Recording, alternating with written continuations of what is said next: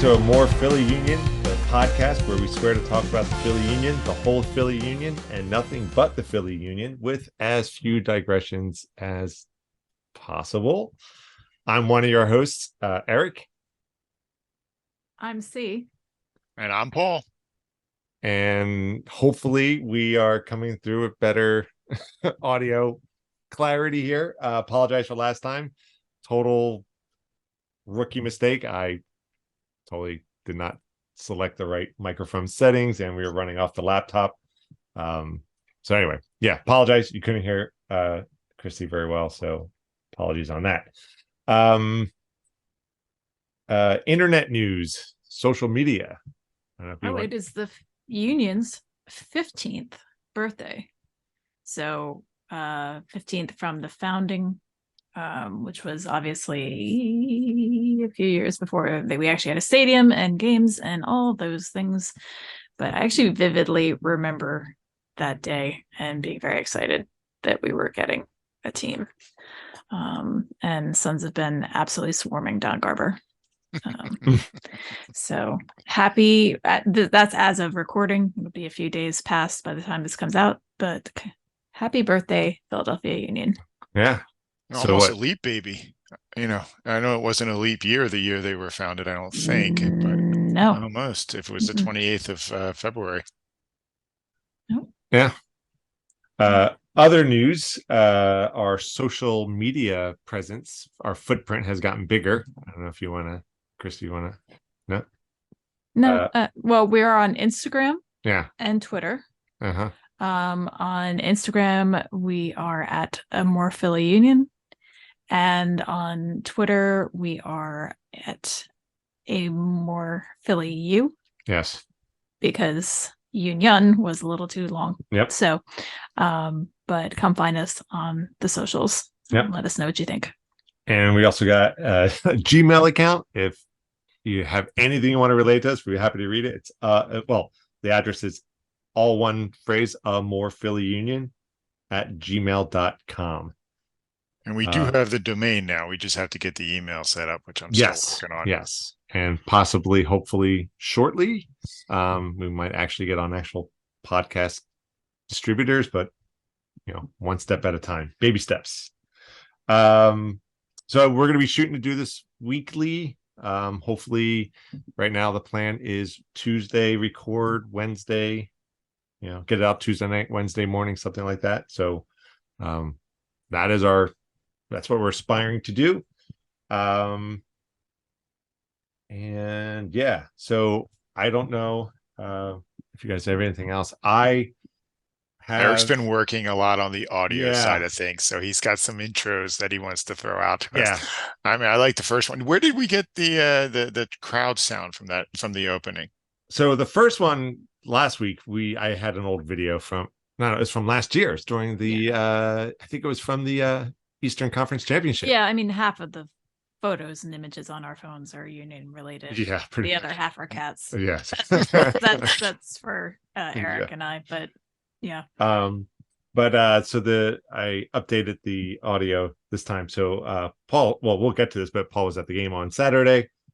He got some good video and therefore audio, and I used the good, you were able to grab some of that off. So basically, spoiler, I guess, it was the audio from the Union's penalty kick, which I won't reveal how it went just yet. So I layered that in with the song. So anyway, I found some other royalty-free songs that I thought might be fun. I have 3 of them lined up. You guys can vote if you have a preference. Maybe we'll do something different going forward, but spoiler alert for the budget of our show by mentioning that it's royalty free. Yeah. You got to start somewhere, and it's baby steps. All right, so this one I guess is probably just kind of a more classic. I don't want to say Sports Center. I don't know if I can say Sports Center, but it's more your classic sports. You can say Sports Center. Sports stuff, sound, music. All right. So I used the same penalty kick audio with the song. So here we go.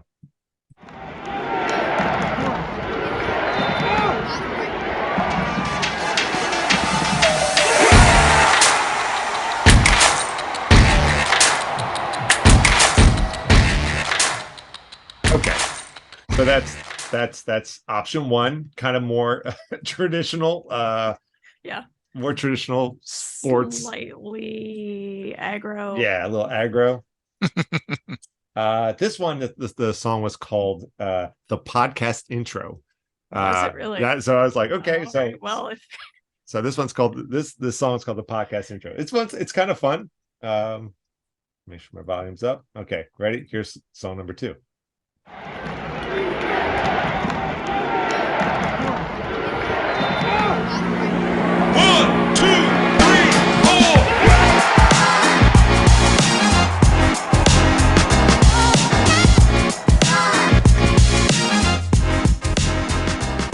It's not bad. I like that one.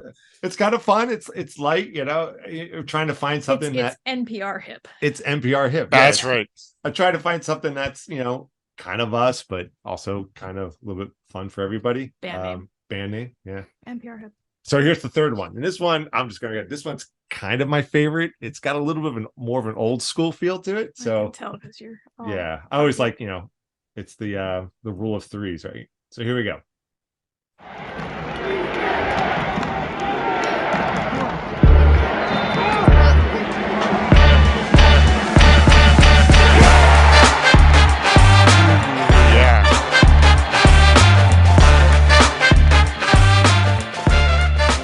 If that doesn't get your foot tapping, I don't know what that one. I think that one might win for me. That one. I mean, I liked 2 but I really like that last one too. I mean, the first one is good too, but yeah. That is slow walk down the corridor. Yeah, right. Yeah, towards the bank vault. Yeah, it is the everything goes cool slow mo. Yeah. Okay, so maybe we'll run that one next week. If there's anyone even listening that wants to venture an opinion, again, email address is amorephillyunion@gmail.com. All right, shall we get into it? Ready? Yeah. Let's go to the game day. All right, I've been playing around with sound effects. Okay. Again, all royalty free. All right. All right, so opening game of the season, Saturday, Union versus Crew. I guess, do we want to jump right in and just get to the score? Yeah. It was a glorious 4-1 victory for the Union. Kind of good to see our continuing our dominance on the field. One thing I will say, what was the statistic I saw? Was it now we're 24 home games in a row undefeated? Yes, I have that in my notes. Yes. Mm-hmm. I was glad to see Danny Higginbottom was one of the announcers because the whole Apple TV thing. I don't know if you want to talk about the Apple TV thing. Do I want to talk about the Apple TV? Do we want to before we jump in? I don't know. Does anybody? Why don't we talk about the game first, and then we can come back and talk about the broadcast. All right. I will say the Union did wear their new jerseys. We'll talk about that, I guess, a little bit later too. I do have one thing to say that I did predict the wobbly fawn legs that they came out on. Yes. That's all. I'm not going to get into it because I would like to hear what Paul has to say about the game. But I was right about the wobbly fawn legs. I may not have been right about the score. Yes. And actually, I would also say in my notes here that I wrote, because now apparently doing this podcast, I will now be watching games with a laptop or notebook to keep track of things. So I'll just kind of fast forward a little bit into the game. So in the 28th minute, Columbus scored first. And again, given my prediction, because I had the Union winning 3-1 as predicted from last week. And I said that won because for whatever reason, it's always the soccer gods. It's like kind of not through any fault of the Union, but the soccer gods decree that the other team will get a goal over through something stupid, and that's kind of what happened. So I will take credit for that one. Okay. But I don't know. Do anything about the lineups, or what do you want? Well, I mean, one of the important things from the Union's point of view is it was basically their MLS Cup starting lineup. I mean, oh yes, like if you the fact that we brought back everybody when it looked like we were going to be losing Wagner, like we were going to lose Martinez, just to the, because they would have had an opportunity, they would have gotten sold, sent overseas. And the fact that they stuck with us and they seem to be happy out there on the field. You know, I thought that continuity would be valuable to the Union. I was not alone. I'm sure a lot of people thought that way, but it was good to see it out on the field. And as far as my prediction, I predicted a 3-0 win. So I was right Yeah. that it was a 3-goal win, Yeah. but I was just wrong that they were going to give up Yeah. one. And remind me when we get done this, I have an idea for a game predicting game, which I'm kind of ripping off from the Tour de France guys. But yeah, Paul, I didn't realize that. Yeah, that's pretty much, that was their MLS Cup team out there on the field for the most part. Yeah, which is good to see the chemistry. Like, things arguably maybe a little shaky at the beginning. Columbus did put some good pressure. I thought on the Union, but it's kind of like once those gears got oiled and things were turning, it felt they definitely felt like the championship team they were last season. Yeah, I mean, as far as reviewing the game, like you're right. The Crew came to and they were playing real. The ball was in the Union half most of the first 30, almost 40 minutes of the game. Zelarayan, Sands, their midfielders were and Cucho. That was the other one. Yeah, Cucho. They were, which by the way, I think gets MVP based on his name. That's just a great name. Go ahead, Paul. But I mean, they were doing a great job moving the ball. The Union, to their credit, they pressed when they could. They kept them out of the box. They did not give them anything really to shoot at for the first 30 minutes. And any time they did take a shot, it went pretty quick and off of a Union player, or Blake really didn't have a whole lot to go on until the unfortunate own goal. I think one of the metrics when we're watching at home is, the cameras on the Union defensive side of the field too much, which is, and I felt like that was kind of like for the first half hour or so. So just in a way of game recap. So the 20th minute, that's when Columbus scored. Just for the record, Blake did get a foot onto the ball. Yes, he did. But he just couldn't keep it from going in the net. Yeah, I mean, they said it was an own goal off Glesnes. I've seen the replay, 2 or 3 times. I still haven't actually seen it go off of Glesnes' leg, but I guess it did. And hey, definitely, like you said, great credit to Blake to make an attempt at a kick save and to make some contact there. I mean, on certain situations, that might have actually been, he might have been able to save that, but it didn't happen for us on Saturday.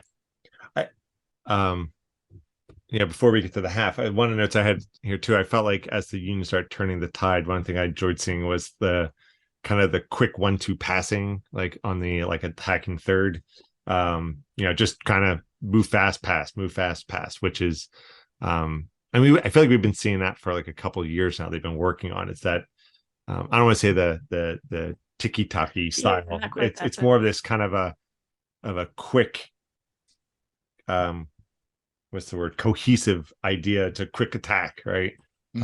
So kind of when I start seeing that, and again, it's the whole, we've been seeing, at least I think we've been seeing a lot more of it, is that the Union don't play reactively. I mean, they were stumbling maybe a little bit at the beginning, but you could start seeing the ideas starting to emerge to give it a little bit of a narrative flavor. But also, credit to the Crew, sure. For what they did. They pushed hard.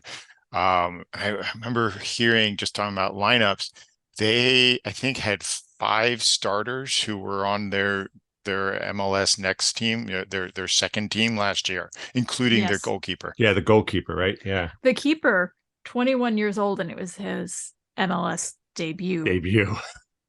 Which 21 to me seems extra young for a keeper, since keepers last longer. Sure. Yeah. That is the technical term for it. They last longer than your average player. I know that's probably not accurate, but it just 21 seems inordinately young to be starting. So, and starting. An MLS debut. So props to him. He really was quite the babyface. Yeah. So I mean, the game didn't go the way he wanted, but but he was fighting for it. So Yeah, Yeah. credit to him. Schulte, I think his name is. Yes, thank you. You know, I know I was actually glad to see Eloy Room was not starting for them because I know he's a quality keeper. I know he hasn't always had the best games against the Union, but anytime we can face a second choice keeper as for the Union, I'm okay with that. Yep. I think Schulte did what he could. I don't think that there was much he could have done against most of the Union goals this year or this game. Was a little embarrassing to see him get so wrong-footed on what turned out to be 2 penalty kicks. Yeah, we definitely that's kind of next on my list of. So just go right into it. Okay. I say so, but real quick, Schulte, I guess I got to double check my German, but that's like derived from, I guess, some part of the German word to protect, I think. Oh, so which is kind of appropriate. Oh, that's fitting. Goalkeeper. Yeah. If I got my vocabulary right. But so yeah, let's get to that first yellow card, right? 39th minute, yellow card against 45th minute. There was a yellow card against Morris. It was a foul against Carranza, who did get knocked around a bit in that game. Yes, he did.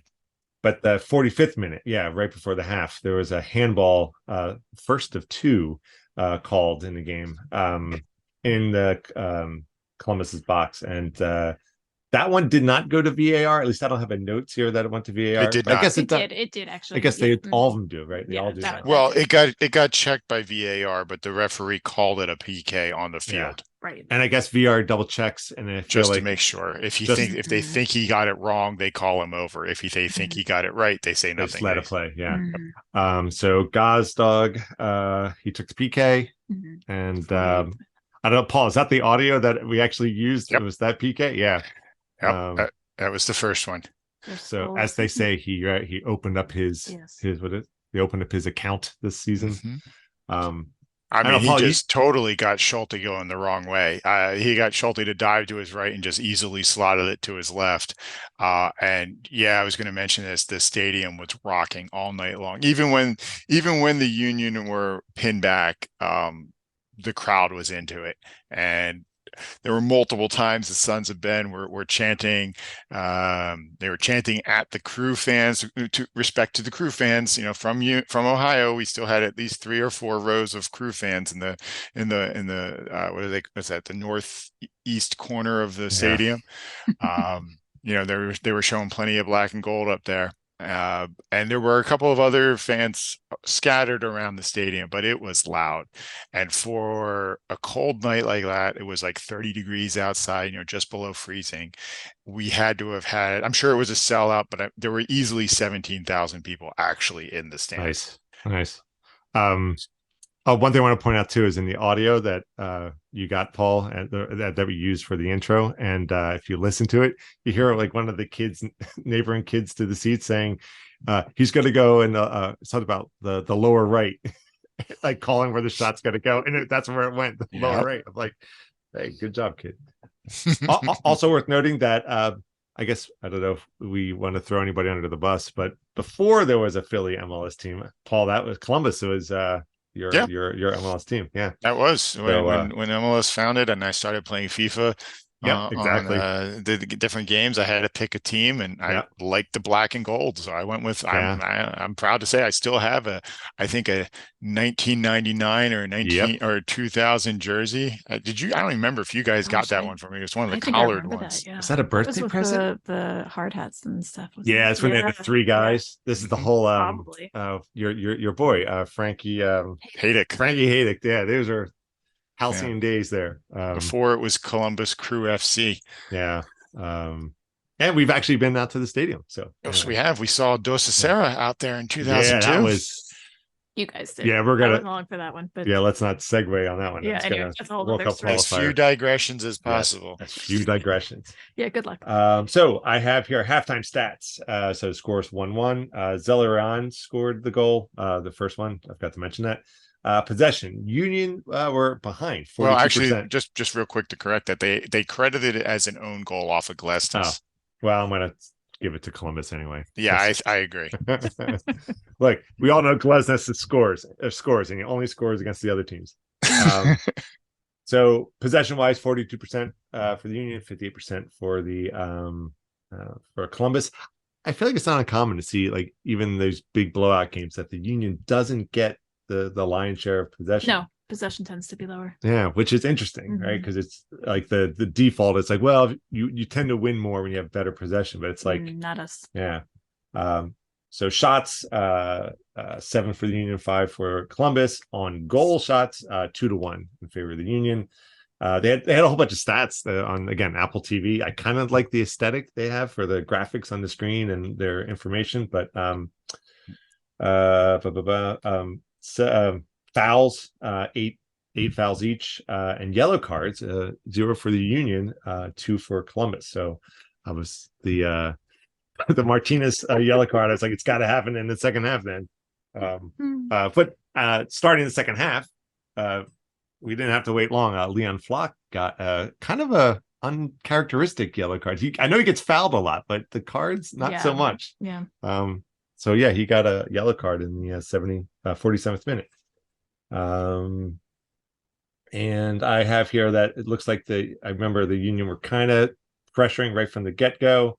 Right, and then 51st minute, that's the work came to fruition, and we got a second goal. That was a brilliant set of plays from all 4 of the guys that got involved in that. Like you note here, I mean, Martinez starts it off with just ripping the ball from Zelarayan and getting it upfield. Martinez is, I don't know how to describe Martinez. He's amazing. Like when he's out there, like, we benefit so much for having him out there, but it's like, I'm always waiting for that yellow card. I feel like that's calmed down a little. I don't know if he's getting, I don't know, but I mean, it's still his calling card, but I don't think it's as prevalent as it happened. Yeah. Yeah, I mean, I think maybe he's settled into the league. He knows what he can get away with, and then he leaves the other black arts for when the referee and the camera are not on him. Yeah. I guess it's like we have here like the 4 horsemen, right? It goes Martinez, gets it to Gazdag, gets it to Bedoya, who gets it in front of Carranza, and he puts it in, And can we just say that, I mean, as wonderful as Martinez's tackle was, and that pass to Gazdag, and Gazdag finding Bedoya out wide, and Bedoya somehow beating that defender with that pass, that finish by Carranza is something only a contortionist can really do. I mean, the way he stood himself up, stopped himself on a dime, reached kind of backwards with his feet to get that ball in the air into the net. I mean, watching it from the stand, you couldn't really see it, but I've seen it on replay. It looked ugly from the stand. You watch it on replay, and it was like a ballet performance. It was amazing. Yeah. Yeah, it was just, again, to me, it dovetailed with their quick move, quick passing, go, right? It's a style I like to see, Yeah, they attack from the mid-circle. Yeah. Like all of their attacks. Yeah. They start from there, and they put it upfield quick, and they get a shot in before the defense can get settled. Yeah. 56. Great. What's up, Paul? It was great. Yeah. At that point, it felt like, the dust was coming off, 56 minutes. We got a yellow card for something you don't see too often, simulation, which is whenever I feel like a yellow card comes out for simulation, it's like a bonus. It's like I missed the guys on the sideline last year who showed up with the Oscars. And anytime there was a dive, they would stand up and wave the little Oscar statue around. And there was one point where they actually put the camera up on them and put them up on the big screen. So they did not show up at this game, but it would have totally been the perfect opportunity for somebody to start chanting, "I want to thank the Academy." Yeah, I just always love to whenever a player gets busted for simulation, just the indignation on their face, like, what? No, that tackle was legit. Sorry, I'm dropping my phone. And then shortly thereafter, 2 minutes later, another yellow card for Zelarayan. And that was that pretty tough tackle with Martinez. Yeah, that was. You think that might have out of hand, that one? Yeah, Chrissy, you think that might have been, Zelarayan getting tired of getting kicked by Martinez? Oh, more than likely. But that was an egregious foul on his part. I thought he really just jumped right over the ball and right at Martinez. Yeah. I'm not even sure how he missed the ball to get at Martinez, to be honest, but there you are. 62nd minute was that tackle between, or I don't know, fall between Wagner and Diaz. Yeah, that replay. Because I'm sure Diaz did get hurt, right? Because when your elbow gets under you as you're falling and you can't tilt it out of the way in time, you get that total kind of straight impact. The arm is kind of vertical when you kind of land on it. I'm sure. So watching from the stands, because I was on that north side, and he when he eventually got up off the ground and got back into the game, there was a point there where it looked like his forearm was bent. Yeah. And, I have a little bit of experience from broken arms, not myself, but seeing Noelle's, my daughter's. Oh God, that's right. And I was like, oh my God, that almost looks like her arm at that point. Now, I have not heard of any actual injury that came out from him afterwards. It was probably just the way he held his arm. But I wasn't booing at him for taking his time getting up, especially after I saw that. I felt bad. I felt better for not having done that. Yeah, because I know when he went off to the sideline, and then when he came back in, there was, as I have here, a chorus of boos, right? And it's kind of, hey, it's the Philadelphia treatment, welcome to Philly.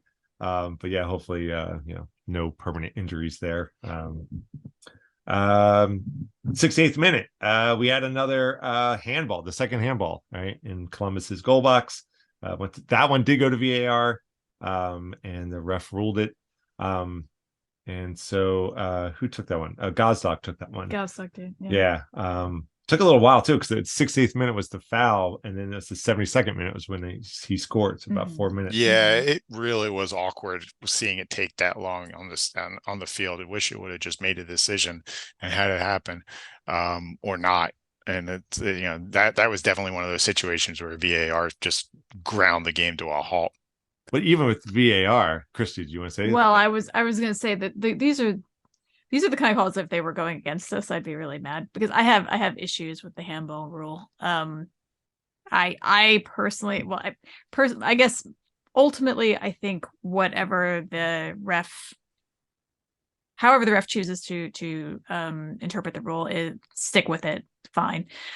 I don't believe that just getting hit in the arm with a ball when you're just trying to get away from it is a handball. Like, that's just my personal thing. I believe it should be, you consciously or unconsciously try to swat it or make it change its course in space and time with your hand. That I don't agree with it touched your elbow, you're in trouble. I think that's a bad interpretation. However, since these went in our favor, great calls. Awesome. I'm okay. No, it's not so much that. It's just, I'm not going to argue. The good news is, even without them, we still would have won. So, yay. Sure. I don't feel too bad about it. But that's just my opinion. I don't, See, I agree. Like, the first one on replay seems a little harsh since it wasn't going anywhere near goal. From what it looks like, though, this second one really did have a chance of going on frame. Yeah. And then the handball, it was up by the guy's chest. His arm was out. He was making himself bigger. I was much more okay with the second one being called a PK than the first one on review. At the stands at the time, it looked like, I honestly didn't even see it go off his arm. The second one go off his arm. I thought it was getting called for, a deflection and going out for a corner kick. And so when the VAR happened, I was happy to see it. But I would agree that the handball rule is tough.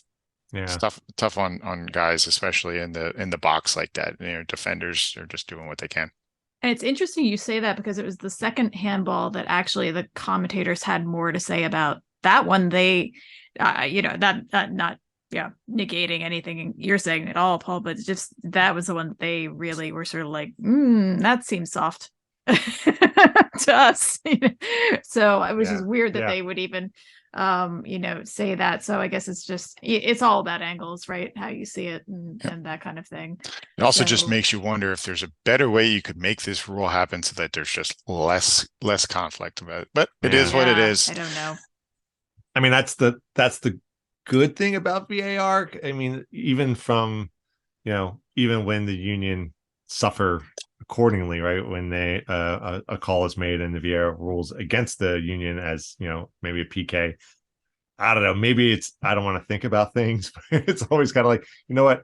The professionals, they reviewed it and they still say it's a handball. So I'm okay moving forward, regardless if it's in favor or not in favor of my team. It's kind of like, all right, well, at least they reviewed it. So, right.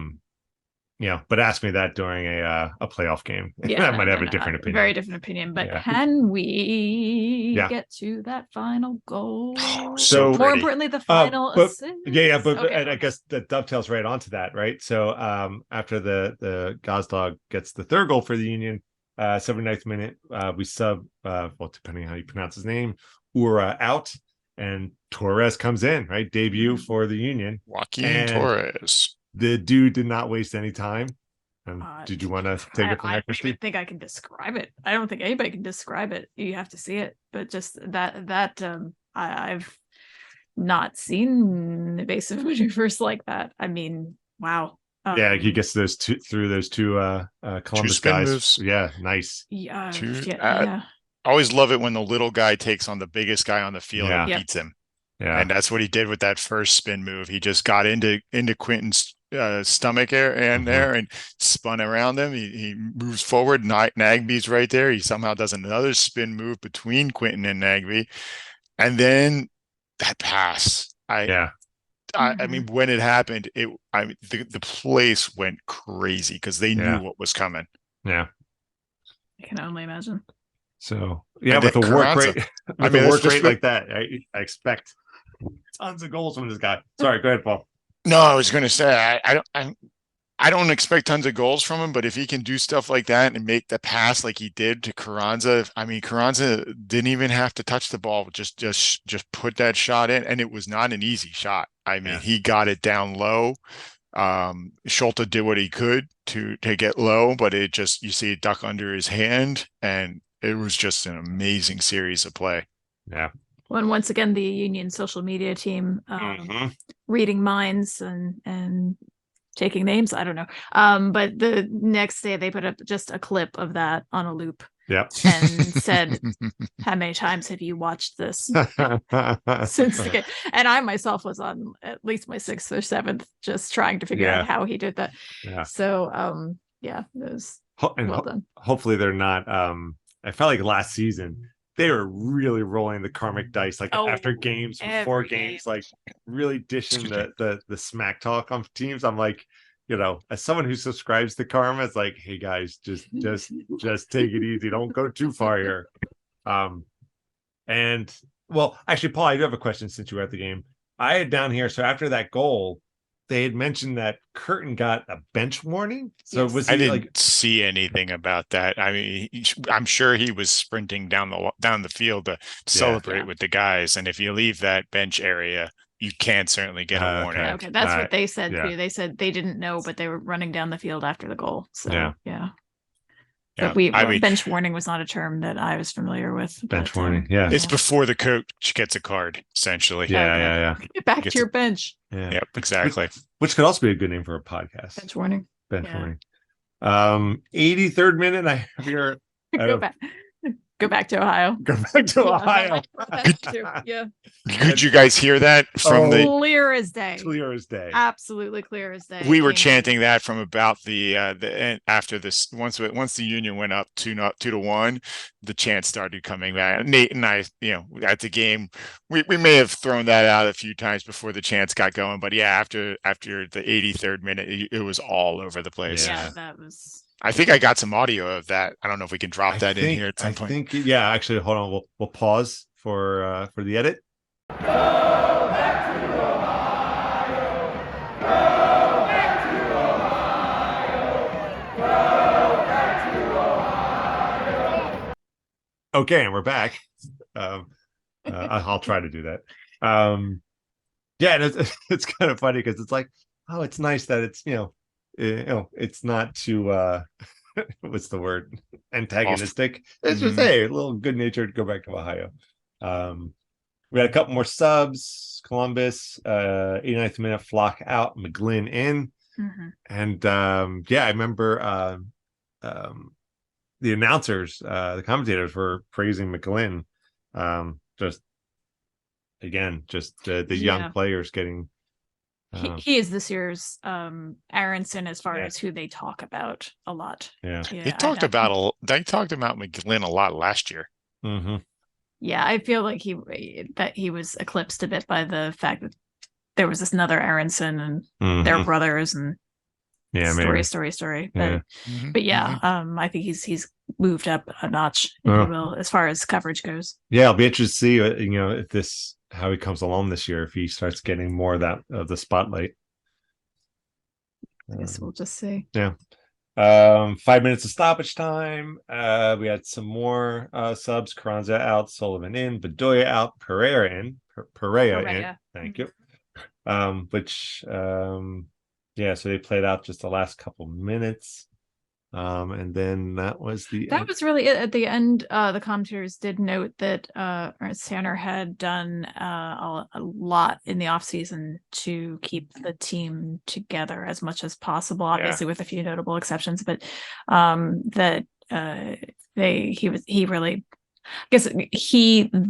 whomever really believed in the team the way it was and thought that they could make another run. More or less the way they were, and that he had done a lot to try to keep them together, which was interesting to hear. So just something that struck me in the coverage. Yeah, I felt like and you had something else too in the and I guess we can start talking about a little bit. Hold on, let's wrap this up. The game. So at the end of the game, I have a note here that they were playing Respect over the loudspeakers. It was pretty awesome. Again, so that makes 24 consecutive regular season or undefeated over 24 consecutive regular season home games. Gazdag was voted I don't know if it's MVP, but is it man of the match, and he gets to bang the drum at the end of the game. Quick final stats. Possession, Columbus picked up more possession in the second half, so it was 41% for the Union, 59% for Columbus. Shots, Union out shooting 41-49. 41-59, sorry. Okay. So 41-59. I was wondering who had the rest. Shots 13-8 in favor of the Union. Shots on goal 5-2 in favor of the Union. They had a stat too. I don't remember seeing this one before. Expected goals. Oh. Yeah. And they list Union 3.58 and the Crew 1.01. So I guess the Union exceeded expectations. In half, and only half goes to the goal. Yeah, right. Well, no, what it is, it's the probability calculation, man. where you have possession of the ball, what passes you make, what shots you generate, how many of them are likely to go into the net. There's this whole math and tracking information that they do. I forget the name of the company that does it, but it's also referred to. You'll hear it sometimes called XG. Okay. I know. I remember a couple of seasons ago. I think there was like the Audi Player Index, and it was like I had no idea what those numbers meant. Someone much more smarter than I probably would. But go ahead. Now that all the guys are wearing those effectively sports bras, and it's tracking all of their movement throughout the field, they're doing a lot more on the metrics side of things. Yeah. Passing accuracy was kind of interesting. 75% for the Union, 84% for Columbus. Little two disappointing stats, arguably. This is tongue in cheek. Only 12 fouls for the Union, 15 for Columbus, and only one yellow card for the Union, which was not Martinez, and 5 for Columbus. And none for the medics. What's that? No cards for the medics so far. Yeah, no card for the medics. So the physios, right? Yep. So so the coverage of the game, and we can get back to talking about the game, but the coverage of the game, the Apple TV crew, aesthetically was pretty well done. You wanted to make a note of, Christy, of people's picks for who would win MLS Cup this year. of the Oh yes. so who thank was you for it? reminding me. So yeah, it was around we watched the game before this. Gosh, Nashville and Cincinnati? Is that Nashville? Earlier in the Oh day, yeah, but sure. just before that game, Sasha Kleshin Yeah, it was went all in and said Philadelphia. yeah. Definitely, like no question. Yeah. Really talked a lot about McGlynn. Talked so much about Philadelphia. The other broadcasters barely had time to get their picks in. Bradley Wright Phillips went with LA.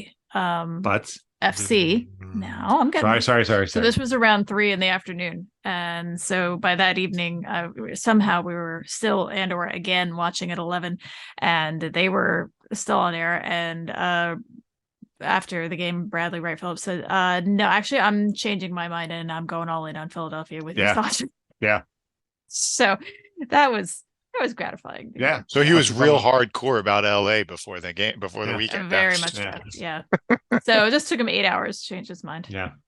But yeah. So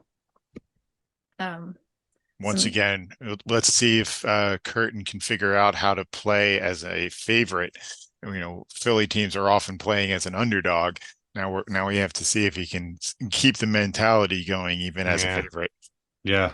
Couple things, just little trivia notes noticed while watching this, that they changed the way the Ring of Honor is configured in the stadium. That they had Sebastian Letou on the left side and the supporter shield on the right side. Mm-hmm. And they moved Sebastian back to the middle. Because we're on a first name basis now since he signed my scarf a few weeks ago. They moved him back to the middle of the Ring of Honor, and now Supporters Shield and the Conference Championship banners are up on the club building at the end of the field, opposite the river end. So just a little slight change at the stadium there. And there was something else I noticed. Oh, well, the Curtin fashion report was really nothing this week because it was cold. So he had on, he was sensibly dressed. He had a nice, not a puffy jacket, but it was a fresh haircut, looked like. Yeah. And that's all I have to say about that. Was he wearing layers? I didn't notice. Yeah, like black. Yeah. Like it's cold down here. Yeah. Mm-hmm. I have no time for fashion. I mean, I had 3 layers of pants and similar amount of shirts, plus my jersey on top of everything. I'm glad I bought it big. Hat. It was a very warm hat, by the way. The Union hat, the one with the double layer, very nice in the cold weather. If the Union Sports Shop would like to sponsor it. No, I'm just kidding. Hey, more Philly Union at gmail.com. Okay. Did we want to talk anything more about the Apple TV or we? Well, yeah, no, just I thought the coverage, I really did enjoy the coverage. I don't care for the fact that they on the replays show the score up front. I don't. I really hate that. And I really hope that gets changed. And I'll at least gives you the option to hide the scores. Mm-hmm. It does, or it should. It should. That's how it used to do it. Yeah. Because that's there are plenty of times that we have a conflict and have to watch on delay, and I mean, if you're just watching on delay, it's not so bad as if you're watching fully after the fact. So that I don't care for. And I just have issues. I think we talked about this a little bit last week, but just the limited access to sort of gentrification of MLS. Mm-hmm. Here, and I guess I just not so sure about it from that point of view. I'm not so sure. I think there were people who wandered in and would just try out a game who weren't that interested before, but they'd watch one and get more at least more interested, if not hooked. And I don't see how this is going to help that. I don't know. Yeah. They feel they've gotten big enough. I can't imagine that's true. Yeah. It almost feels like they're kind of giving up on drawing in new well, I shouldn't say giving up, but giving sort of giving up on drawing in new fans. Like at least when it was over the air, there was a chance that somebody might be flipping through the stations and just tune in for it. I guess they're assuming at this point most people have either cut the cord or what, something, and aren't just flipping through stations anymore. Yeah, I think it's short-sighted. But I assume someone has done some research and they didn't just blindly wander into this. But then again, it's MLS.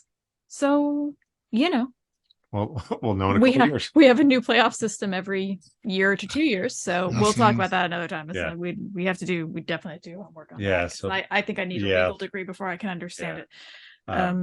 One thing I'll say, one of my favorite quotes from the Apple TV coverage. I liked how they had the 360, where they basically had the room of just various commentators hanging out, and they would swap them in and out throughout the day, and they would kind of cycle through different games, but the whole time they're talking. But good old Taylor Twellman, which by the way, as Philly fans, we're we are way spoiled, because look at the people who are on Apple TV. We got Danny Higginbotham, we got JP, right? Taylor, JP's right? on.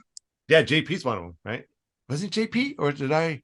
No, I thought it was JP. But you said you thought he was part of the broadcast team. I can't confirm that. We should confirm that one. Yeah, you know what? I'm going to take that back. Roll that one back. But Don't you get do know me. Don't get at me in the comments. That was one of the thoughts I had, that Apple needed to hire JP Camera because the man is so good. Let's be honest, JP's kind of busy. He's got Women's World Cup this summer. Women's World Cup's coming up. He's going to be all over that.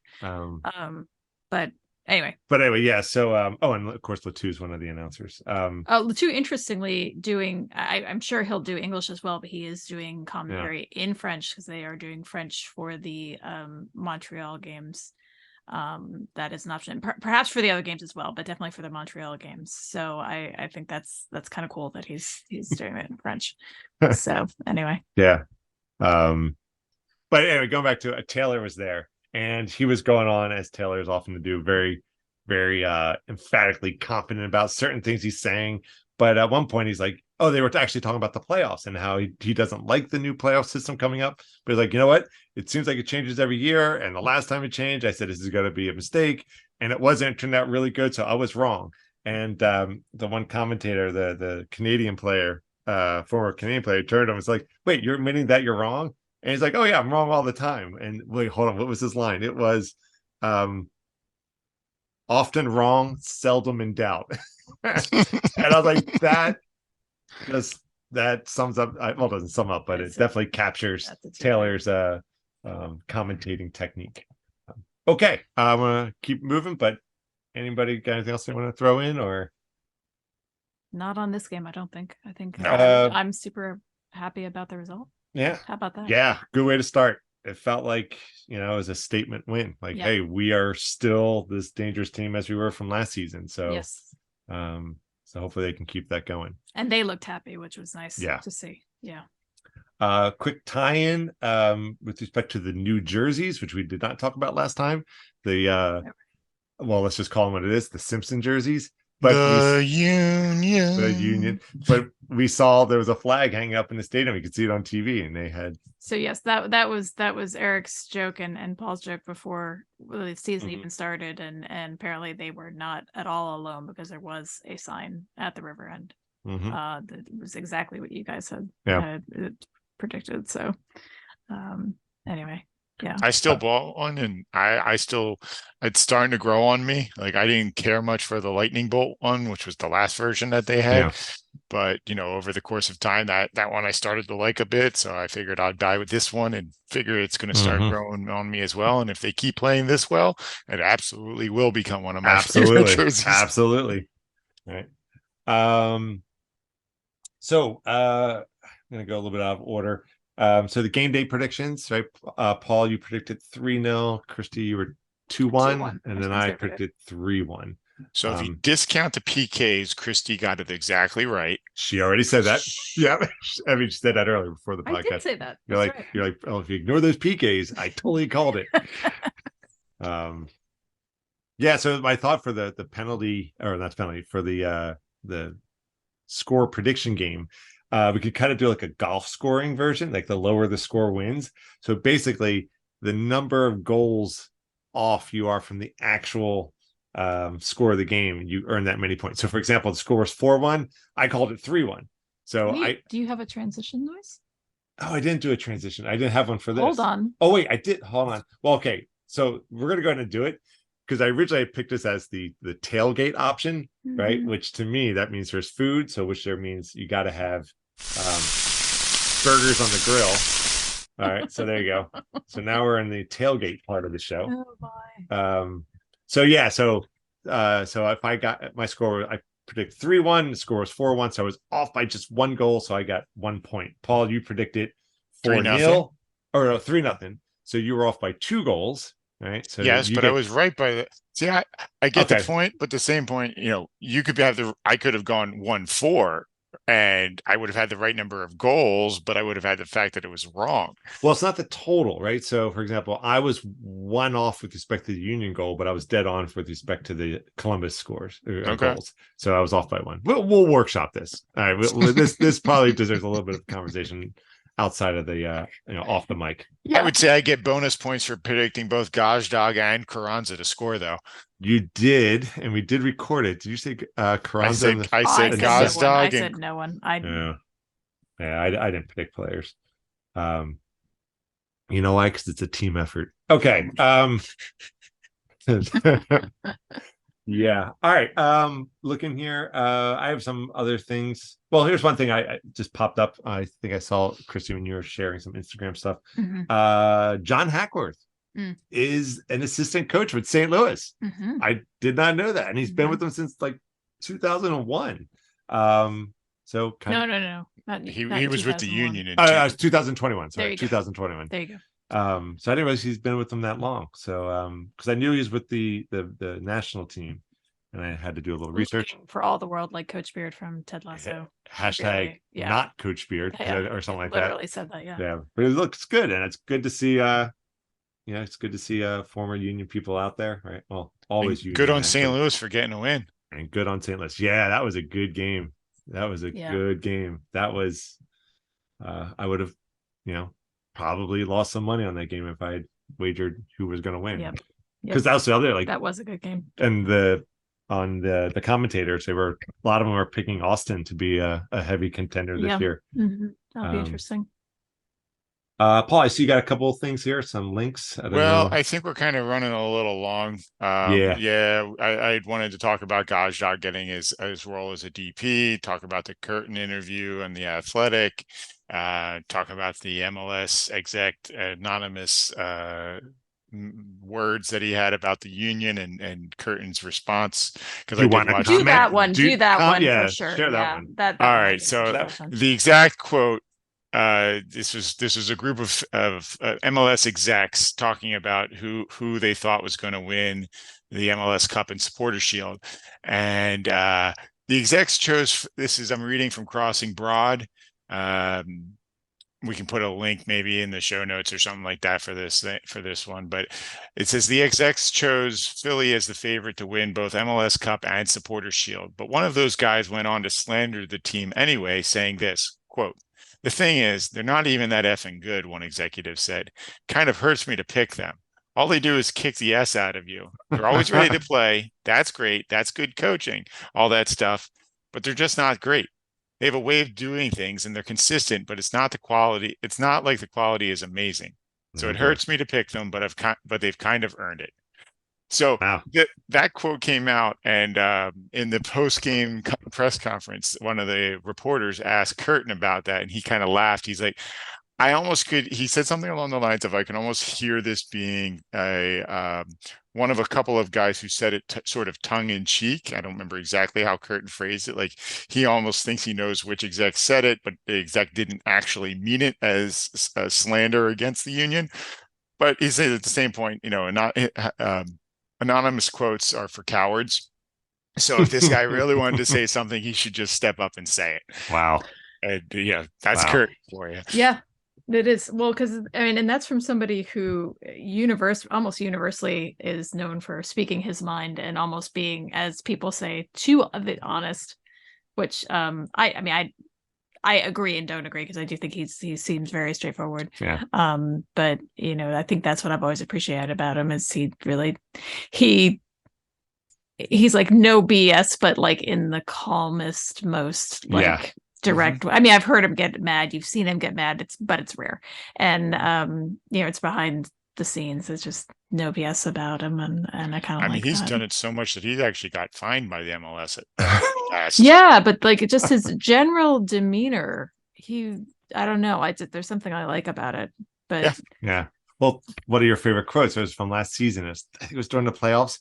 I can't remember who we were playing because my memory's horrible, but it was about like, playing against the Union. It was going to be a big messy game.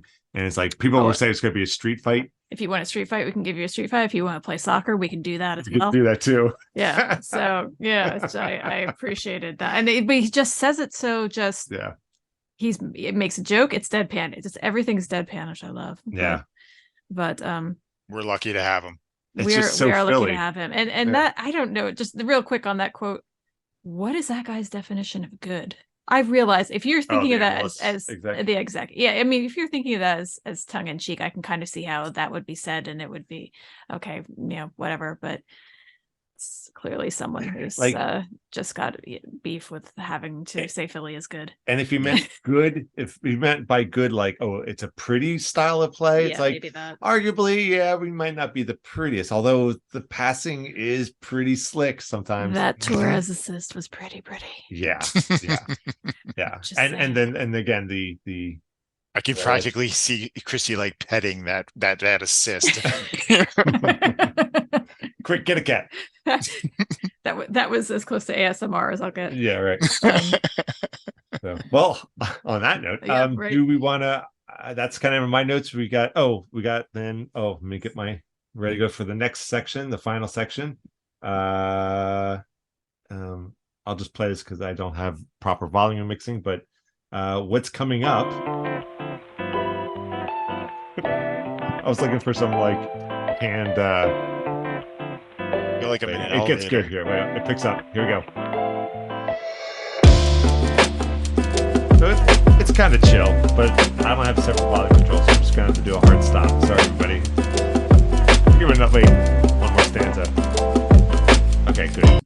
All right.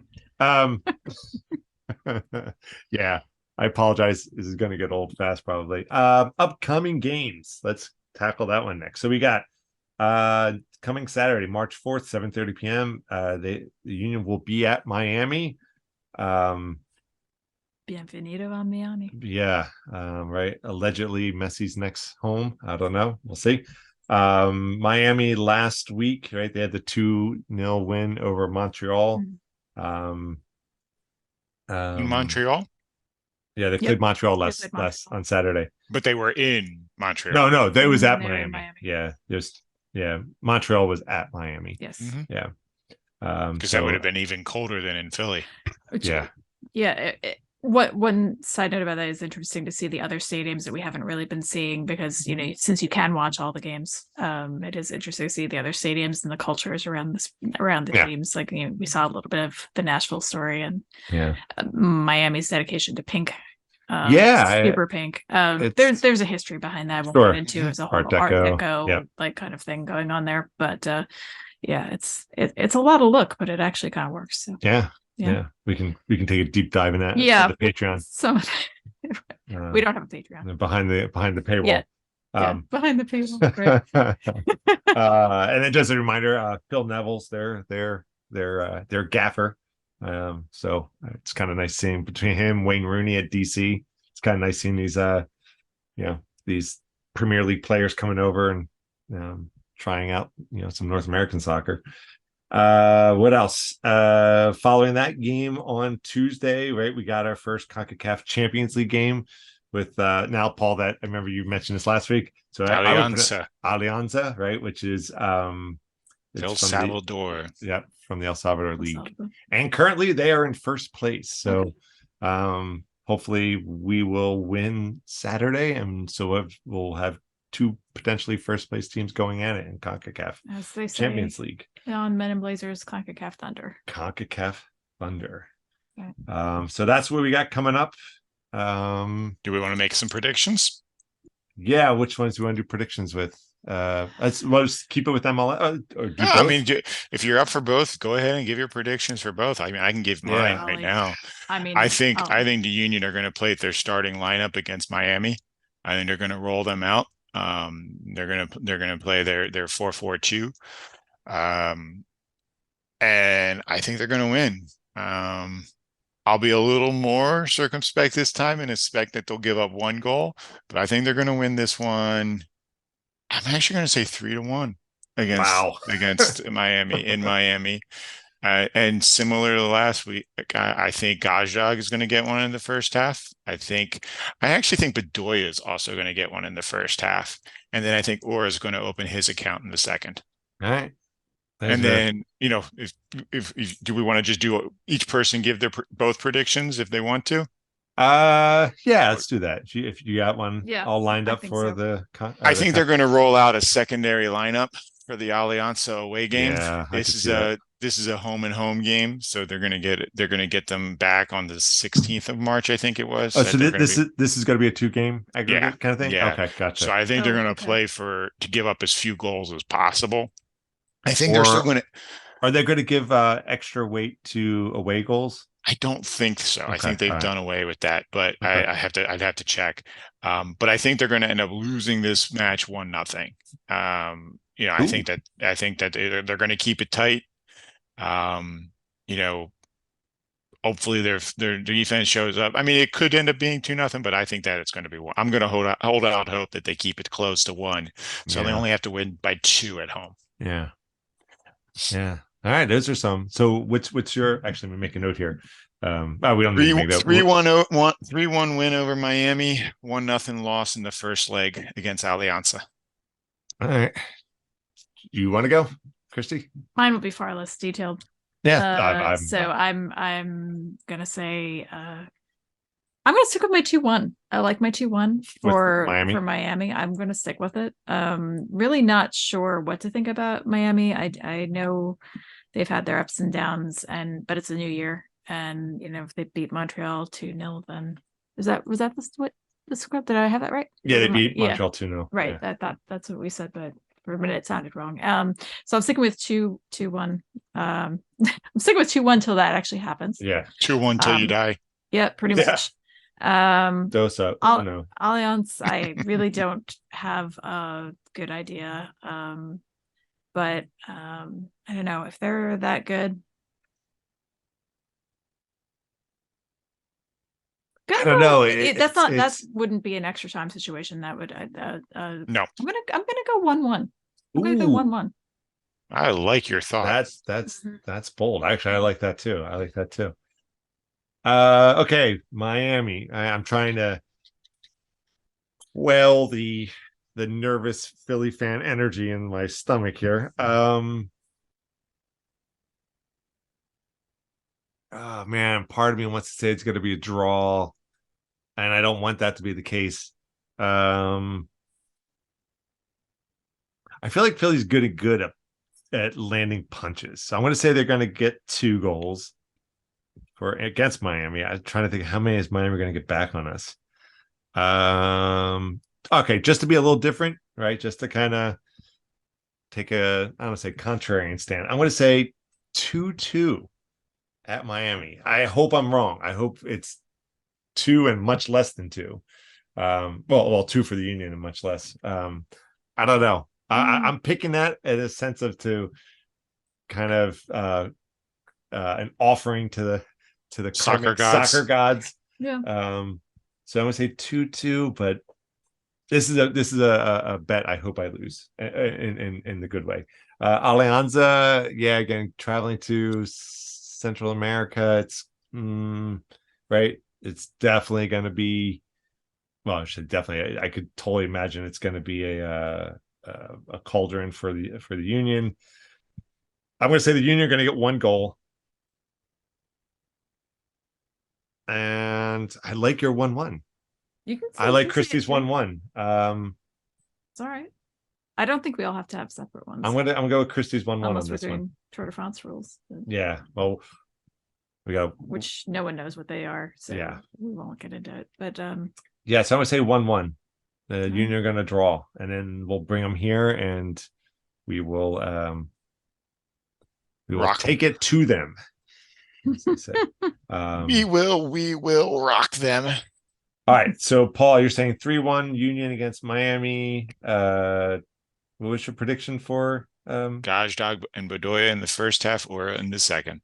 But for the Champions League? 1-0 loss. 1-0 loss. All right, Christy's saying 2-1 win against Miami and a 1-1 draw. I'm saying a 2-2 tie against Miami. Now that I'm saying it out loud, I feel like I'm giving Miami too much credit. I'm picking draws across the board and a 1-1 draw against Champions League. All right. You know what? They're on the road, and they always but last season they were shakier on the road. We'll see what happens this season. Maybe that won't be the case. So also not my job to accurately predict how these games are going to turn out. So correct. We're all guessing. That's right. Okay. Anything else you guys want to add? No, I think that covers it in spades this week. So yeah, I think we've gone long enough. Yeah, we're approaching an hour. Sorry, everyone. Well, hey, if you stuck with us this long, thank you very much. Do we need to thank anybody? Not yet, I guess. There's nothing we got to mention. Okay. I mean, thank you for listening if you're actually here. Absolutely. Yeah. I think that's what we are a work in progress. We thank you for sticking with us, and we will continue to improve with each pod. Yeah, we hope to again get this out on a weekly basis. So hopefully next Tuesday, Wednesday, we'll get the next one out. Hopefully we got more good news to talk about. So so thanks for listening to another a more Philly Union. We'll be back next week with more Philly news. I'm one of your hosts. I'm Eric. I'm C. And I'm Paul. See you next week.